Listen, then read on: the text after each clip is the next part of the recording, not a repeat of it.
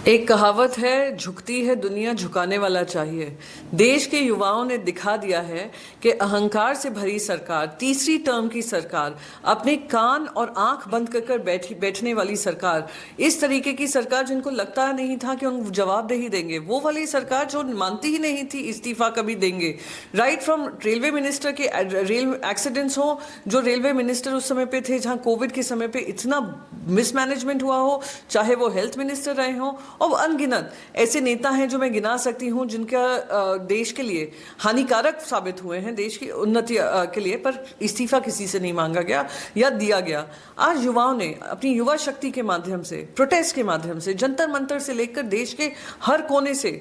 एक ही आवाज में बोलते हुए कि आपको इस्तीफा देना पड़ेगा, सरकार को हमारे सामने झुकना पड़ेगा, वो उन्होंने कर कर दिखाया है। मैं सारे ही देश के युवाओं को, छात्रों को,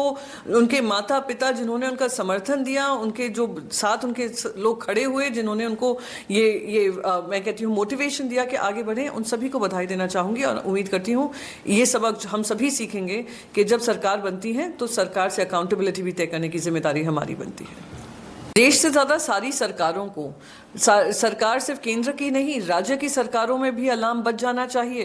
कि अब युवा चुप नहीं बैठने वाला है, वो अकाउंटेबिलिटी अपनी भविष्य की तय करेगा, और जो लोग उसके जिम्मेदार हैं, जहां उनका भविष्य अंधकार में दिखता है, जो उनको उज्जवल भविष्य की तरफ बढ़ने से रोकता है, वो उन सभी को अकाउंटेबल करेगा। 22 बच्चों की जानें जा चुकी, लगातार पेपर लीक होते हैं, जीरो कन्विक्शन होता है। अब बार बार उनको कहते हैं हम कानून बनाएंगे, कड़ा कानून बनाएंगे, पर कड़ा कानून जैसे ही बनता है फिर से एक पेपर लीक हो जाता है। 7.5 करोड़ बच्चे प्रभावित हुए हैं, पर अकाउंटेबिलिटी कोई नहीं ले रहा था। तो बच्चों ने अपनी पूरी मेहनत से सशक्त होकर, एकजुट होकर उन्होंने ये लड़ाई लड़ी है, और ये आने वाले समय में हम सभी के लिए सबक है कि जो डर का माहौल बनाया हुआ था, वो डर के माहौल से ऊपर उठकर,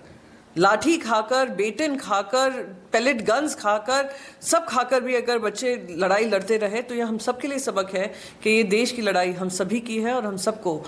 निर्भय होकर लड़ना है।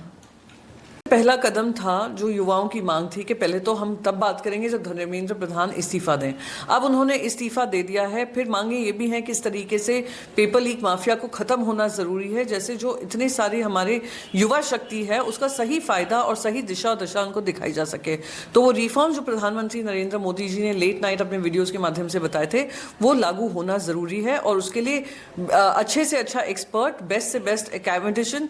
ये सबको एक साथ लाकर यह होना बहुत ज़रूरी है। मैं उम्मीद करती हूँ ये सब, क्योंकि ये प्रोटेस्ट तो नहीं होगा, पर मैं कहती हूँ कि जो जो मांगे हैं अगर पूरी नहीं हुई तो मुझे कोई दो राय नहीं है ये कहने में और झिझक नहीं है कहने में कि शायद स्टूडेंट्स फिर से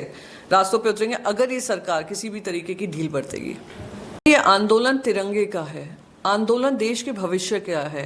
आंदोलन देश की अहंकारी सरकार को उसकी जिम्मेदारी समझाने का है। यह आंदोलन ये देश में जो भय फैलाया हुआ है कि अगर आप बाहर निकलेंगे तो हम पुलिस आपके पीछे छोड़ेंगे, हम आपके ऊपर लाठी चलाएंगे, हम फेशियल रिकग्निशन टेक्निक करेंगे, हम FIR करेंगे, हम डिटेन करेंगे, हम आपको डराएंगे, हम आपको धमकाएंगे, हम आपके पीछे ED भेजेंगे, इनकम टैक्स भेजेंगे, सब कोशिशें कर ली। फिर लेबल लगाना, आप एंटी नेशनल, आप पाकिस्तानी अब चाइनीज स्पॉन्सर्ड, अब डीप स्टेट स्पॉन्सर्ड, ये सब कर कर देख लिया।